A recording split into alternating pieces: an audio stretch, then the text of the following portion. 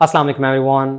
Dear students, Sunday 13 नवंबर को पाकिस्तान भर से 2 लाख से ज़ायद तलबा एमडी कैट का इम्तिहान देंगे और एमडी कैट के हवाले से इस वीडियो में आपके साथ डिटेल में इंस्ट्रक्शन शेयर करेंगे। और ये इंस्ट्रक्शंस होंगी कि आपने एमडी कैट की लास्ट नाइट क्या काम करने हैं, एमडी कैट वाले दिन आपने एग्जामिनेशन हॉल में पहुंचने और एमडी कैट का टेस्ट अटैम्प्ट करने तक जो है वो कौन कौन सी एक्टिविटीज़ परफॉर्म करनी है, कौन कौन से स्टैंडर्ड्स हैं जिनको आपने मीट करना है, कौन कौन सी गलतियां हैं जिनको आपने अवॉइड करना है। तो ये पूरा एक पैटर्न आप लोगों के साथ शेयर करेंगे ताकि आप लोगों को एक मेंटल क्लैरिटी मिल जाए कि एग्जाम से लास्ट नाइट से लेकर एमडी कैट का टेस्ट कंप्लीट करने तक आपने क्या क्या काम करना है और किन किन गलतियों से बचना है। तो सबसे पहला जो काम आपने एग्जाम से लास्ट नाइट करना है वो ये कि अपनी तैयारी को लेकर बिल्कुल भी आपने कंफ्यूज नहीं होना है और हरगिज़ अपने माइंड में इस चीज़ का एनालिसिस जो है वो निकाल दें कि भाई कितनी तैयारी है और क्या अच्छी तैयारी है कि बुरी तैयारी है। जैसी भी तैयारी है बस अब अल्लाह पे छोड़ दें, क्योंकि एक रात में अब आप अपनी तैयारी के अंदर कोई बहुत खातर डिफरेंस क्रिएट नहीं कर सकते हैं और सोच कर आपने अपने आप को मज़ीद परेशान ही करना है और अपना कॉन्फिडेंस लूज़ करना है। लिहाजा चाहे तो आपकी तैयारी 100% है, 90% है, 70% है या इवन 50% भी है, तो आप उतनी तैयारी के ऊपर अब खुश हो जाएं, अपने आप को मेंटली तौर पर सेटिस्फाइड रखें और उस तैयारी के अंदर मज़ीद किसी भी किस्म का एडिशन करने की कोशिश ना करें। कोई किताब आपने नहीं पढ़नी है, कोई भी नोट्स या कुछ भी रिवीजन ना करें तो ये बेहतर होगा, क्योंकि आप एग्जाम से लास्ट नाइट और ख़ासतौर पर जब पेपर स्टार्ट होने से आप आधा घंटा पहले जो नोट्स साथ में पकड़े होते हैं, बुक्स वगैरह पकड़ी होती हैं, उसको आप पढ़ रहे होते हैं, तो इससे आपको कतई कोई फ़ायदा नहीं होता। उल्टा आप अपने आप को मेंटली तौर पर जो है वो स्ट्रेसफुल बना रहे होते हैं और इससे आपका कॉन्फिडेंस लूज़ होता है। तो ये तरीकाकार होता है कि एग्जाम से लास्ट नाइट जो है वो बिल्कुल भी ना पड़े, खासतौर पर एमडी कैट जैसे इम्तिहान के हवाले से। और जितना हो सके अपने माइंड में पॉजिटिव और अच्छे ख्यालात लेकर आएँ। ये सोचें कि आपका एमडी कैट का जो टेस्ट है ये काफ़ी आसान आएगा, आप इसमें बहुत अच्छा परफॉर्म करेंगे, आपके मैक्सिमम एमसीक्यूज जो हैं वो ठीक होंगे और आपके डिज़ायर्ड मार्क्स इंशाल्लाह मिलेंगे। बजाय ये सोचने के कि भाई कल पता नहीं क्या होगा, कहीं मुश्किल टेस्ट ना हो जाए, कहीं मेरा टेस्ट ख़राब ना हो जाए। आप ये जो खौफ ख़तर है, ये जो आप लोग परेशान होकर बिल्कुल नेगेटिव किस्म के थॉट्स माइंड में लेकर आते हैं, तो ये बहुत ज़्यादा आपकी मेंटल हेल्थ के लिए नुकसानदेह होते हैं। लिहाजा ऐसे नेगेटिव वाइब्स जो है वो आप बिल्कुल ना लेकर आइएगा, बल्कि पॉजिटिव सोचें, अच्छा सोचें। फिर इसके अलावा आपने ये करना है कि जितने भी डॉक्यूमेंट जो आपने अगले दिन अपने साथ लेकर जाने हैं, जो चीज़ें लेकर जानी हैं, तो वो आपने एग्जाम से लास्ट नाइट लाजमी तौर पर तैयार कर लेनी है, अपने पास संभाल के रख लेनी है। इनमें सबसे पहले आपकी रोल नंबर स्लिप है और रोल नंबर स्लिप के हवाले से ख्याल रखिएगा कि सिंध में और बलूचिस्तान की तरफ से बताया गया है कि जो ये रोल नंबर स्लिप है ये कलर्ड प्रिंट आउट होना चाहिए, जबकि बाकी यूनिवर्सिटीज़ की तरफ से कलर्ड प्रिंट आउट की शर्त नहीं रखी गई है। अगर आप सिंध या बलूचिस्तान से बिलोंग करते हैं तो कलर्ड प्रिंट आउट लीजिएगा, बाकी केसेस में आप चाहे तो black and white print out ले लीजिएगा। दूसरा ये कि आपका जो ओरिजिनल CNIC है या ओरिजिनल बी फॉर्म है along with your matric certificate, और इसके अलावा जो भी आपका डॉक्यूमेंट जिसके थ्रू आपने एमडी कैट की रजिस्ट्रेशन करवाई थी, तो वो वाला डॉक्यूमेंट आपने अपने साथ रखना है। यानी ओरिजिनल CNIC हो सकता है, ओरिजिनल बी फॉर्म हो सकता है, और अगर आप बी फॉर्म लेकर जा रहे हैं तो साथ में मैट्रिक की ओरिजिनल सर्टिफिकेट लेके जाइएगा। इसके अलावा आपने क्या करना है कि अगर CNIC के साथ साथ आपने पासपोर्ट के थ्रू अप्लाई किया था या नाइकोप के थ्रू अप्लाई किया था या जुवेनाइल कार्ड था या कोई और डॉक्यूमेंट था, तो उस डॉक्यूमेंट को आपने अपने साथ लेकर जाना। तो ये 2 मैंडेटरी डॉक्यूमेंट्स हैं। इसके अलावा आपने क्या करना है कि एक अदद बिल्कुल क्लीन और ट्रांसपेरेंट क्लिपबोर्ड होना चाहिए, या अपने पास तैयार रखें, और ब्लू कलर की 2 अदद बॉल पॉइंट पेन्स। अब ये UHS की तरफ से जो नोटिफिकेशन जारी हुआ है उसमें उन्होंने ये रिस्ट्रिक्शन रखी है कि जो बॉल पॉइंट्स हैं ये ब्लू कलर की होनी चाहिए, जबकि बाकी यूनिवर्सिटीज़ की तरफ से बताया गया है कि ब्लू भी हो या ब्लैक भी हो सकती है, दोनों चल सकती हैं। तो अब चूंकि 5 डिफरेंट एडमिटिंग यूनिवर्सिटीज़ की तरफ से एमडी कैट का इम्तिहान कंडक्ट किया जा रहा है, 5 यूनिवर्सिटीज़ की तरफ से एमडी कैट के हवाले से ज़रूरी हिदायत भी दी गई हैं, नोटिफिकेशन भी जारी किए गए हैं और स्टूडेंट्स को गाइड भी किया गया है। अब आप लोगों ने अपनी मुतल्लिका एडमिटिंग यूनिवर्सिटी की तरफ से जो इंस्ट्रक्शन जारी की गई हैं उनको स्ट्रिक्टली फॉलो करना है। जैसे मैंने बताया कि सिंध और बलूचिस्तान में कलर प्रिंट आउट होगा, इसी तरीके से जैसे UHS ने कहा हुआ कि आपकी जो ब्लू कलर की बॉल पॉइंट पेन्स होनी चाहिए। इसी तरीके से अगर आप शहीद जुल्फ़िकार अली भुट्टो मेडिकल यूनिवर्सिटी का टेस्ट देने जा रहे हैं या सिंध बलूचिस्तान KPK में, तो वहाँ पर आपकी रोल नंबर स्लिप के ऊपर जो भी इंस्ट्रक्शन दी गई हैं उनको फॉलो करें और देखें कि क्या उन्होंने ब्लू कलर का कहा हुआ है या ब्लैक कलर की आपने बॉल पॉइंट पेन्स लेकर जानी है, लेकिन होनी चाहिए ये बॉल पॉइंट पेन्स ही। और इसके अलावा आपको इंक पेन है या जेल पेन है या पेंसिल वगैरह है और इस किस्म की कोई जो है वो चीज़ आपको साथ ले जाने की परमिशन नहीं होगी, बल्कि सिर्फ ऐसे बॉल पॉइंट पेन्स होनी चाहिए। और पानी की बोतल आप साथ में ले जा सकते हैं, जो कि ऑप्शनल है, आपकी मर्जी है। इसके अलावा और कोई भी गैर ज़रूरी चीज़ अपने साथ मत लेकर जाइएगा, जो कि आपको एग्जामिनेशन हॉल में साथ ले जाने की बिल्कुल भी परमिशन नहीं होगी, वो बाहर ही रखवा लेंगे। तो ये डॉक्यूमेंट्स वगैरह और ये सारी चीज़ें अपने पास संभाल के रखिएगा और हरगिज़ आपने इसको टेस्ट वाली मॉर्निंग पे पेंडिंग नहीं करना कि अच्छा मैं सुबह उठ के जल्दी जो है वो एडमिट कार्ड का प्रिंट आउट निकलवा लूँगा या कोई भी ऐसा डॉक्यूमेंट है। नहीं, ये आपने एग्जाम से लास्ट नाइट लाजमी तौर पर करना है, क्योंकि इसमें किसी भी किस्म का रिस्क नहीं लिया जा सकता। अच्छा, इससे अगला काम फिर आपने ये करना है कि एग्जाम से लास्ट नाइट आप टाइम पर सो जाएं। और हो सकता है कि आपको नींद ना आए, ये नेचुरल सी बात है कि एक इतना बड़ा इम्तिहान आपका अगले दिन होने जा रहा है, तो मुमकिन है कि आप खुशी की वजह से या एक्साइटमेंट की वजह से या परेशानी और घबराहट या नर्वसनेस की वजह से आपको नींद ना आए। लेकिन जो आपका एक स्लीप टाइम होता है उससे कोई आधा घंटा घंटा पहले ही आप सोने की कोशिश करें। हो सकता है कि आपको नींद आते आते काफ़ी टाइम लग जाए, लिहाजा सोइएगा और अच्छा सोइएगा। गहरी नींद सोना है, आपने ज़्यादा सोना है, आपकी बिल्कुल नींद पूरी हुई होनी चाहिए। हरगिज़ ये काम नहीं करना कि अच्छा जी रात 2 बजे तक पढ़ लिया या 3 बजे सो लिया और सुबह 8 बजे 9 बजे उठ लिया, ऐसा काम मत कीजिएगा। एग्जाम से लास्ट नाइट आपकी नींद लाजमी तौर पर पूरी होनी चाहिए, क्योंकि वो 3.5 घंटे की जो आपने एक फ़ाइट करनी है उस दौरान आपको एक एक्टिव और बिल्कुल फोकस्ड माइंड चाहिए होगा। वो तभी मुमकिन है अगर आपकी नींद पूरी हुई होगी। अगर आपको बिल्कुल आपकी आराम की कमी पूरी हुई हुई है तो इन दैट केस आपका माइंड जो है वो बेटर परफॉर्म करेगा। और ये एग्जाम की एक बड़ी बेहतरीन टेक्निक होती है कि आपकी नींद अगर फुलफिल्ड है, आप मेंटली रिलैक्स्ड हैं, तो इंशाल्लाह आप एग्जामिनेशन के दौरान अच्छा परफॉर्म करेंगे। लिहाजा सोइएगा और सुबह आपने अलार्म लगाकर एक फिक्स टाइम पर उठ जाना है। और आप जैसे कि आपको पता है कि रिपोर्टिंग टाइम है डिफरेंट यूनिवर्सिटीज़ की तरफ से। ज़्यादातर जो यूनिवर्सिटीज़ हैं जैसे कि UHS वगैरह है, ये शहीद जुल्फ़िकार भुट्टो मेडिकल यूनिवर्सिटी, तो इनकी तरफ से रिपोर्टिंग टाइम बताया गया है कि आपने 9 बजे आपका एग्जामिनेशन हॉल जो है वो ओपन हो जाएंगे, सेंटर्स में एंट्री स्टार्ट हो जाएगी और 10 बजे तक ये काम चलता रहेगा। 10 बजे के बाद एग्जामिनेशन हॉल जो है वो सील कर दिए जाएंगे, क्लोज कर दिए जाएंगे, जिसके बाद किसी भी स्टूडेंट को एंटर होने की परमिशन नहीं होगी।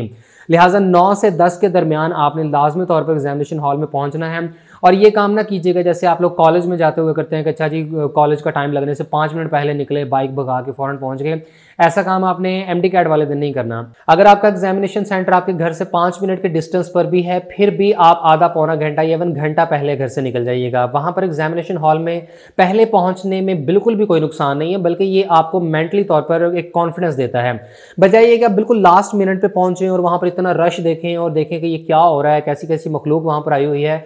इससे बहुत बेहतर है कि आप अगर सबसे पहले भी वहां पर पहुंच जाते हैं तो आप चूंकि वहां पर पहले से मौजूद होंगे, आप माहौल से वाकिफ होंगे, आप हर आने वाले नए चेहरों को देखेंगे और आप बेहतर महसूस करेंगे कि आप वहां पर पहले से मौजूद थे। बजाय ये कि आप लेट पहुंचे और वहां जाकर आपको समझ ना आए कि किधर को जाना है, क्या करना है।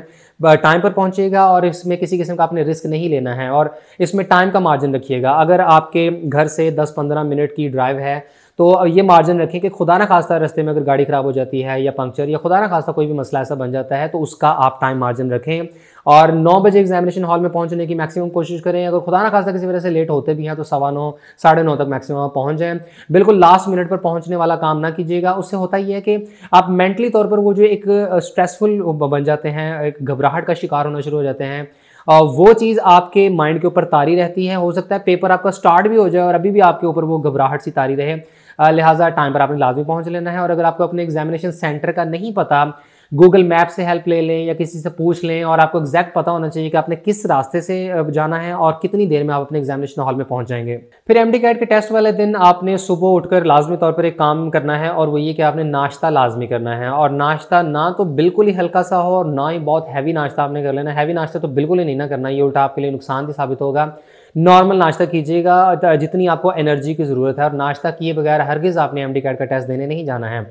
नाश्ता करने के बाद जब आप अपने एग्जामिनेशन हॉल में पहुंचते हैं 9 बजे, जब वो एंट्री स्टार्ट कर देंगे तो जब आपने एंटर होने लगना है तो वहाँ पर आपने अपना एडमिट कार्ड प्रेजेंट करना है, उनको दिखाना है। इसके अलावा जो भी आप अपना ओरिजिनल डॉक्यूमेंट लेकर जाएंगे, CNIC है या B फॉर्म है या नाइकोप है, पासपोर्ट वगैरह है, तो वो उन्होंने देखना है। वो आपसे लेंगे नहीं, सिर्फ उन्होंने देखना है, चेक करना है और आपको रिटर्न कर देंगे। उसके बाद आप एग्जामिनेशन हॉल में एंटर हो जाएंगे तो वहाँ पर एक चीज़ ध्यान में रखिएगा कि हर चीज़ आपको बाकायदा तौर पर बताई जाएगी, आपको इंस्ट्रक्शंस प्रोवाइड की जाएंगी। जैसे कि रास्ते का बताया गया होता है कि आपका हॉल कौन सा है, कौन से रोल नंबर की सीटिंग का अरेंजमेंट कहाँ पर किया गया है। फिर जब आप अपने उस एग्जामिनेशन रूम में एंटर होंगे तो वहाँ पर जो है वो आपकी सीट के ऊपर रोल नंबर वगैरह भी मैंशन होते हैं, तो आप अपनी सीट के ऊपर जाकर तशरीफ़ रखिएगा। उसके बाद फिर आपने करना ये है कि आपको वहाँ पर जितना भी इन्विजिलेशन स्टाफ होता है वो बाकायदा तौर पर ट्रेंड होते हैं। आप किसी भी हवाले से अगर आपको कोई कन्फ्यूजन हो MD कैट की, किसी भी चीज़ की अगर आपको समझ ना आ रही हो तो आप उनसे बिल्कुल फ्रैंकली पूछ सकते हैं। वैसे आपके पूछे बगैर भी आपको सारा कुछ गाइड करते रहेंगे, बताए जाएंगे कि क्या करना है, कैसे बैठना है, क्या क्या आपको पेपर पहले प्रेजेंट किया जाएगा, क्या क्या आपने उनके ऊपर फिलिंग करनी है। मिसाल के तौर पर जब पेपर का टाइम स्टार्ट होगा 11 बजे तो उसके बाद फिर आपको दिए जाएंगे, सबसे पहले आपको आंसर शीट दी जाएगी यानी कि बबल शीट होगी और साथ में आपको क्वेश्चन पेपर दे दिया जाएगा। अब होगा ये कि आपने अपने आंसर शीट के ऊपर जो है वो सिग्नेचर करने होते हैं, आपने रोल नंबर वगैरह लिखना होता है, और अगर उसके अलावा उन्होंने नेम, फादर नेम और बाकी चीज़ें वहाँ पर पूछी हैं तो वो सारी की सारी आपने फिल करनी है। और रोल नंबर जो आपने बबल्स के हिसाब से फिल करना है, इसको आपने बहुत केयरफुली फिल करना है। इसका तरीकाकार यहाँ पर बताया भी गया हुआ है। जैसे कि अगर किसी स्टूडेंट का रोल नंबर 11000841 है तो वो 1 के नीचे 1 वाली बबल फिल करेगा, इसी तरीके से दोबारा 1 वाली बबल, और फिर 0 0, उसके बाद 8 वाली बबल फिल करनी है, फिर 4 वाली, और उसके बाद 1। और अगर किसी स्टूडेंट का रोल नंबर 075397 है तो वो अकॉर्डिंगली उसी नंबर डिजिट की बबल फिल करते जाएंगे। रोल नंबर की बबल्स को आपने एहतियात से फिल करना है और लाजमी फिल करना है, ठीक है। और जो भी आपसे इंफॉर्मेशन रिक्वायर की गई होगी वो आपने फिल करनी है। इसके अलावा आपको अपने सिग्नेचर भी वहां पर करने पड़ेंगे। और ये सारी जब आपने रिक्वायरमेंट फुलफिल कर लेनी है तो उसके बाद फिर होगा ये कि अगर क्वेश्चन पेपर के ऊपर भी कोई इस किस्म की इंफॉर्मेशन रिक्वायर्ड हुई, रोल नंबर वगैरह या कुछ, तो वो भी आपने लाजमी तौर पर वहां पर एंटर कर देना है। और इसके अलावा याद रखिएगा कि जो इन्विजिलेशन स्टाफ है ये आपको पेपर स्टार्ट होने से पहले भी तमाम तरह इंस्ट्रक्शन प्रोवाइड करेंगे, और पेपर के साथ साथ भी वो आपको बता देंगे जो भी आप उनसे इन्फॉर्मेशन वगैरह रिक्वायर्ड करते हैं। और जो आपकी बबल शीट है उसके साथ कार्बन कॉपी भी अटैच्ड होगी। आपने इसको हरगिज़ रिमूव नहीं करना है, बल्कि इसको साथ ही अटैच रहने दें। होगा ये कि जब आप बॉल पॉइंट के साथ कोई भी बबल फिल करेंगे बबल शीट के ऊपर, तो उसका इंप्रेशन जो है वो कार्बन कॉपी के ऊपर आ जाता है। ये वाली कार्बन कॉपी फिर पेपर के एंड पर आप अपने साथ घर ले आते हैं, और आंसर की अपलोड होने के बाद फिर आप इसको मैच करके अपनी सेल्फ स्कोरिंग कर सकते हैं। तो ये कार्बन कॉपी अपने साथ में अटैच रहने देनी है। और उसके बाद फिर करना ये कि पेपर स्टार्ट करने से पहले जो सबसे इंपॉर्टेंट एक्टिविटी है, जो आपके क्वेश्चन पेपर आईडी होगा, वो आपने एहतियात से फिल करनी है। क्वेश्चन पेपर आईडी की स्कीम ये होती है कि वहां पर 4-5 मुख्तलिफ किस्म की जो क्वेश्चन बुक्स तैयार की गई होती हैं। मुमकिन है कि उनका कलर कोड डिफरेंट हो, या मुमकिन है कि जो क्वेश्चन पेपर आईडी है उसका कोई स्पेसिफिक वहां पर नंबर हो सकता है, ए हो सकता है, बी हो सकता है, सी हो सकता है, डी हो सकता है। आपको जो भी क्वेश्चन पेपर मिलेगा ना, उस क्वेश्चन पेपर के ऊपर क्लियरली मेंशन होगा कि ये जो क्वेश्चन पेपर है इसकी क्वेश्चन आईडी क्या है। क्वेश्चन पेपर आईडी ए है, बी है, सी है या डी है। तो क्वेश्चन पेपर की जो भी क्वेश्चन आईडी होगी वो आपने बबल शीट की जो सबसे पहली बबल होगी वहां पर आपने इसको फिल कर देना है।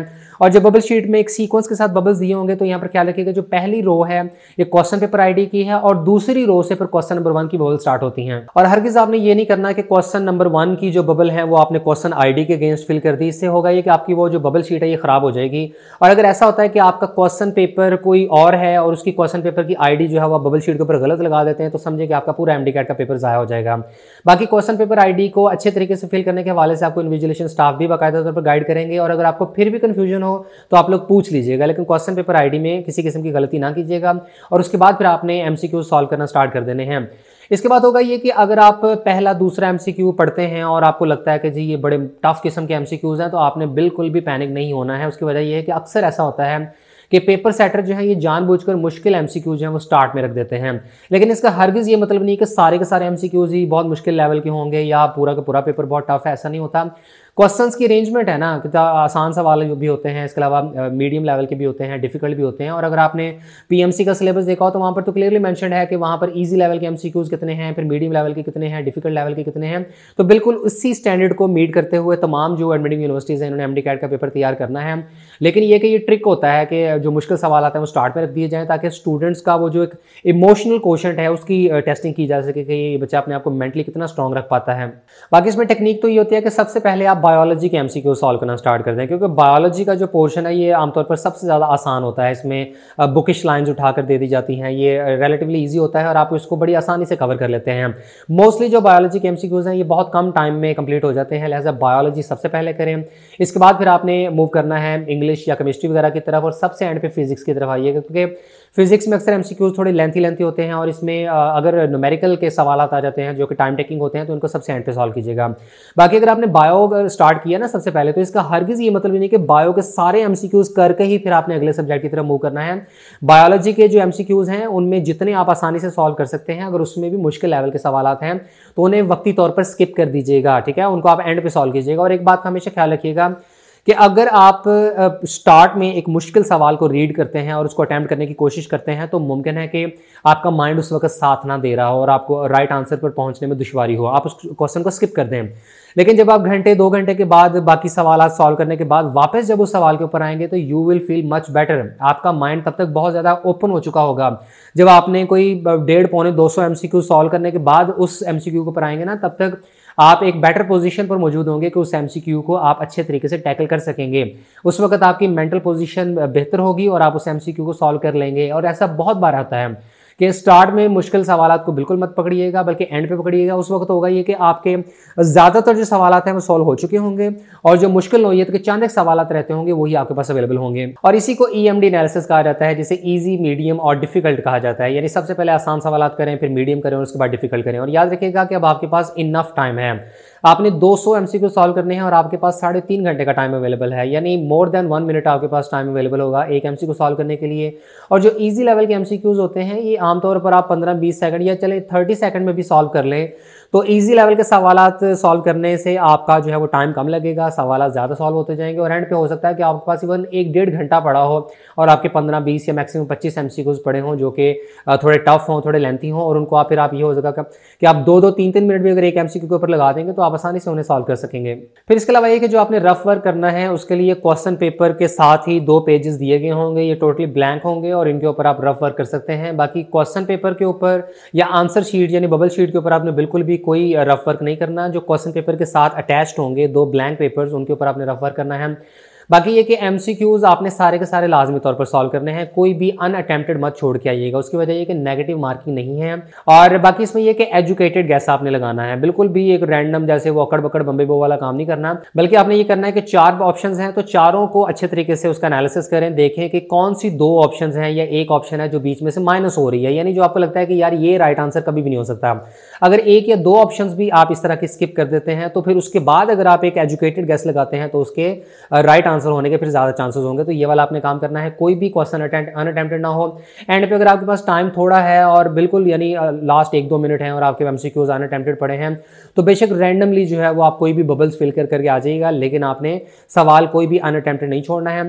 सारे के सारे MCQs आपने सॉल्व करने हैं क्योंकि नेगेटिव मार्किंग नहीं है। बाकी आपने कोशिश ये करनी है कि 3.5 घंटे का अगर आपके पास टाइम अवेलेबल है तो 2.25 घंटे या 3 घंटे में आपका पेपर जो है वो कंप्लीट हो जाना चाहिए। वैसे तो आप इससे भी कम टाइम में कर सकते हैं, लेकिन ये एक स्टैंडर्ड टाइम है कि 2.5 से 3 घंटे के दरमियान आपका जो है वो पेपर हो जाना चाहिए। और फिर होगा ये कि आप अगर जो एंड पे मुश्किल सवालात रहते हैं तो आप उनको अच्छे तरीके से गौर फिक्र करके सॉल्व कर सकते हैं। और बाकी ये कि अगर आपका कोई MCQ कोई गलत बबल लग गई है तो वो तो सवाल आपका ज़ाया हो गया, उसको आप चेंज तो नहीं कर सकते हैं। और बबल फिल करते हुए आपने इस चीज़ का ख्याल रखना है कि बबल जो है ये बिल्कुल ठीक तरीके से फिल होनी चाहिए, यानी ये ना हो कि आपने बी लगानी थी तो सी लगा दी, सी लगानी थी तो डी लगा दी, ये भी गलती नहीं होनी चाहिए। और जिस सवाल की बबल आपने फिल करनी है तो उसी सवाल के अगेंस्ट ही आपने बबल फिल करनी है। फिर इसके अलावा ये कि बबल फिल करने का स्टैंडर्ड ही होता है कि पहले उसके कॉर्नर से फिल करना स्टार्ट करें और उसके बाद फिर आपने सेंटर से फिल करना है। कोशिश करें कि अच्छे तरीके से क्लीनली बबल फिल हो और बबल से बाहर जो है वो निशान नहीं जाना चाहिए। फिर जैसे ही पेपर खत्म होता है तो उसके बाद होगा ये कि जो इन्विजिलेशन स्टाफ है ये सबसे पहले आपकी जो बबल शीट है यानी आंसर शीट है ये आपसे वापस ले लेंगे।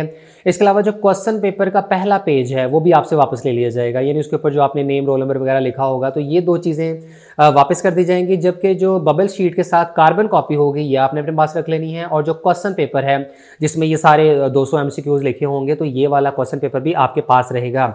उसके बाद होगा ये कि आप घर जब आ जाएंगे तो घर आने के बाद शाम के वक्त मुतल्लिका एडमिटिंग यूनिवर्सिटीज़ की तरफ से जो आंसर की है वो अपलोड कर दी जाएगी। UHS की तरफ से जो नोटिफिकेशन सामने आया उसमें बताया गया है कि शाम 6 बजे वेबसाइट के ऊपर जो है वो लगा दी जाएगी आंसर की। उसके बाद होगा ये कि आपके पास क्वेश्चन पेपर भी अवेलेबल होगा, आपके पास अपनी जो बबल शीट की कार्बन कॉपी है वो भी अवेलेबल होगी, और आंसर की के तहत जो है वो फिर आप अपनी सेल्फ स्कोरिंग कर सकते हैं। आपको अंदाज़ा हो जाएगा कि 200 में से कितने MCQs ठीक हुए हैं, कितने गलत हुए हैं, और आपको पता चल जाएगा। अभी ऑफिशियल रिजल्ट तो ज़ाहिर है तकरीबन 1 हफ्ते के बाद आएगा, लेकिन उससे पहले ही आपको पता चल जाएगा कि आपके MD-CAT में तकरीबन कितने मार्क्स आएंगे। फिर जैसे ही आपका MD-CAT का पेपर कंप्लीट होता है तो उसके बाद अल्लाह का शुक्र अदा करें, चाहे जैसी भी आपकी परफॉर्मेंस रही हो, लेकिन एटलीस्ट एक ऐसा इम्तिहान जिसके लिए आप कितने महीनों से स्ट्रगल कर रहे थे वो पाया तकमील को पहुंचा। और उसके बाद फिर ये कि आप सीधा घर आ जाइएगा, उसके बाद आपने रिलैक्स करना है, सोना है, जो भी काम करना है वो करें, और फिर ये कि शाम तक आपको इंतजार करना पड़ेगा आंसर की का। बाकी इसमें एक बात इंपॉर्टेंट ये है कि अगर आपको MD-CAT के पूरे पेपर में किसी भी सवाल के अंदर कोई कन्फ्यूजन लगती है, मिसाल के तौर पर आपको लगता है कि किसी सवाल की एक से ज़्यादा जो है वो बेस्ट ऑप्शन थी, राइट ऑप्शन थी, यानी कि 2 राइट आंसर बन रहे थे या चारों में से कोई भी राइट आंसर नहीं बन रहा था, या आपको लगता है कि कोई पेपर के अंदर कोई MCQ जो है वो आउट ऑफ सिलेबस आ गया था, या किसी भी क्वेश्चन में कोई आपको गड़बड़ लगती है, तो उस हवाले से आपने मुतल्लिका जो एडमिटिंग यूनिवर्सिटी है उनको आपने ईमेल करना है। UHS की तरफ से बाकायदा तौर पर एक ईमेल ID दिया गया है कि आप शाम 5 बजे से पहले लाजमी तौर पर इन्हें ईमेल कीजिएगा और बताइएगा कि भाई ये सवाल जो है ये आपने क्यों इसमें डाला है, या इसकी क्या लॉजिक बनती है, ये इसमें मुझे गड़बड़ लग रही है। अगर आपका कोई भी ऐसा सवाल है जो कि आउट ऑफ सिलेबस होता है या किसी सवाल में कोई प्रॉब्लम होती है तो वो सवाल अगर आइडेंटिफाई हो जाता है और प्रूव हो जाता है तो ऐसे केस में वो वाला सवाल जो है वो पेपर में से रिमूव कर दिया जाएगा और उसके ग्रेस मार्क्स तमाम के तमाम स्टूडेंट्स को दे दिए जाएंगे। बाकी पेपर के दौरान इस बात का भी ख्याल रखिएगा कि बिल्कुल भी आपने कोई अनफेयर मीम्स यूज़ नहीं करने हैं, कोई बूटी वगैरह साथ ना लेकर जाइएगा। इसके अलावा आपने हरगिज़ किसी एक एमसीक्यू के लिए भी किसी से कोई मुशावरत नहीं करनी, कोई नकल नहीं लगानी है। याद रखिएगा कि इसकी बड़ी सख्त पेनल्टी है और हो सकता है कि आपका एमडी कैट का पेपर जो है वो कैंसिल कर दिया जाए, बल्कि बाज़ सीवियर केसेस में स्टूडेंट्स के ऊपर पाबंदी भी लगा दी जाती है। लिहाजा एक एमसीक्यू के लिए आप अपना पूरे का पूरा पेपर दाव पे मत लगाइएगा। समटाइम्स ये होता है कि आप खुद पूछ नहीं रहे होते बल्कि किसी को बता रहे होते हैं, तो प्लीज़ ये दरिया दिली जो है वो मत दिखाइएगा, क्योंकि जो पूछ रहा है जो बता रहा है दोनों के ऊपर जो है वो फिर केस लग जाएगा। और हरगिज़ आपने ये काम नहीं करना, चीटिंग से अवॉइड कीजिएगा और आपने अपना पेपर अटैम्प्ट करना है। और समटाइम्स ये भी होता है कि आप किसी से कोई चीज़ ले रहे हैं, किसी को कुछ चीज़ दे रहे हैं, तो वो वाला काम भी नहीं करना और वो आपके लिए मुश्किल खड़ी हो सकती है। लिहाजा कोई इस किस्म का काम ना कीजिएगा, किसी से भी आपने किसी फेलो स्टूडेंट के साथ आपने बात भी नहीं करनी है। और बाकी फिर ये कि जैसे ही पेपर वगैरह कंप्लीट होता है तो फिर अगला लाहेअमल हो जाएगा कि आंसर कीज़ अपलोड होने के 1 हफ्ते के बाद फिर रिजल्ट आ जाएगा और रिजल्ट आने के बाद फिर ये होगा कि एक सीरीज स्टार्ट हो जाएगी एडमिशन्स ओपन होने की। पहले मरहले में होगा ये कि आपके सरकारी मेडिकल एंड डेंटल कॉलेजेस में एडमिशन्स ओपन होंगे। आपका जो भी डोमिसाइल होगा आप अपने उसी प्रोविंस की जो सरकारी मेडिकल एंड डेंटल कॉलेजेस हैं उनमें एडमिशन के लिए अप्लाई कर सकेंगे। पंजाब वाले स्टूडेंट हैं वो यूएचएस में अप्लाई करेंगे, सिंध के स्टूडेंट हैं वो डो यूनिवर्सिटी, इसके अलावा जिन्ना सिंध मेडिकल यूनिवर्सिटी और पीपल्स यूनिवर्सिटी में अप्लाई करेंगे। और इसके अलावा जो बलूचिस्तान के स्टूडेंट्स हैं वो बुलानी यूनिवर्सिटी के थ्रू अप्लाई करेंगे, केपीके के स्टूडेंट्स अप्लाई करेंगे खैबर मेडिकल यूनिवर्सिटी के थ्रू। तो इनमें आप सरकारी मेडिकल कॉलेजेस में अप्लाई करेंगे और प्राइवेट मेडिकल कॉलेजेस के एडमिशन तो ऑलरेडी ओपन है। फिर एमडी कैट होने के बाद आप अकॉर्डिंगली इनमें भी अप्लाई कर लीजिएगा। नम्स की तरफ से पहले आर्मी मेडिकल कॉलेज के एडमिशन ओपन होंगे और इसके बाद फिर इनके तमाम private medical and dental colleges के दाखिले ओपन किए जाएंगे। और जैसे ही जिन जिन मेडिकल एंड डेंटल कॉलेजेस के एडमिशन ओपन होंगे तो उनके हवाले से आपको इंशाल्लाह कंप्लीट वीडियो बनाकर साथ साथ गाइड करते रहेंगे। तो आई होप कि एमडी कैट के हवाले से तमाम तो टॉपिक्स कवर हो चुके हैं। एमडी कैट के लास्ट नाइट से लेकर एमडी कैट का पेपर देने और आंसर कीज तक तमाम की तमाम चीज़ों को डिस्कस कर लिया गया है। फिर भी अगर आपके जहनों में सवाल हो तो आप कमेंट सेक्शन में पूछ सकते हैं। बाकी हमारी तरफ से आप सबको वेरी बेस्ट ऑफ लक, दुआ करते हैं कि अल्लाह पाक आप सबको कामयाब करे और आप जिस चीज़ के लिए आप इतने महीनों से स्ट्रगल कर रहे हैं, मेहनत कर रहे हैं, दिन रात एक कर रहे हैं, तो अल्लाह पाक आपकी मेहनतों का आपको बेहतर सिला दे और आपको आपके desired medical and dental colleges में एडमिशन नसीब हो। अल्लाह पाक आपका एक बेहतर मुस्तकबिल रखे, आप एक बेहतरीन प्रोफेशनल करियर डेवलप करें। अल्लाह पाक आप सबके लिए बड़ी बड़ी कामयाबियाँ रखे और हमारी दुआएं और नेक तमन्नाएं आप लोगों के साथ है। आप लोग भी हमें दुआओं में ज़रूर याद रखिएगा। Wish you all very best of luck. Thank you very much.